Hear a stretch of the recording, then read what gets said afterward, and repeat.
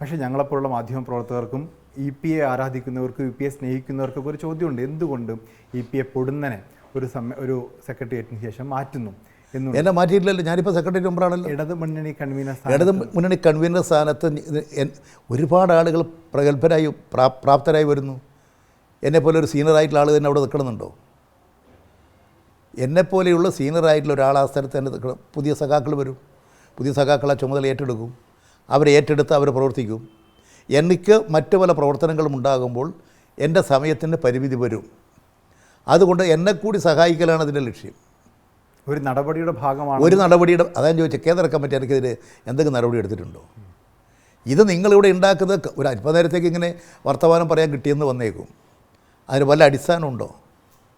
ഒരടിസ്ഥാനമില്ലാതെയാണ് താങ്കളെ നടപടി എടുത്ത് മാറ്റി നിർത്തിയെന്ന് പറഞ്ഞുകൊണ്ടിരിക്കുന്നത്. പിന്നെന്താ, ഞാൻ തന്നെ എത്ര പ്രാവശ്യം പറഞ്ഞു? അത് നിങ്ങൾ കൊടുക്കൂല.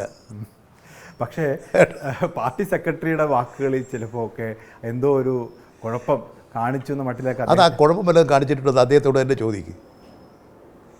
അദ്ദേഹത്തിൻ്റെ വാക്കുകൾ അതുണ്ട്, എന്തോ അതെന്താ ചോദിച്ചു നോക്ക്, എന്താണ് താങ്കൾക്ക് ബോധ്യപ്പെട്ടിട്ടില്ല?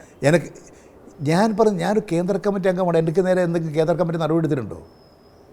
അത് നമ്മൾ ആലോചിക്കേണ്ട ഒരു കാര്യം തന്നെ.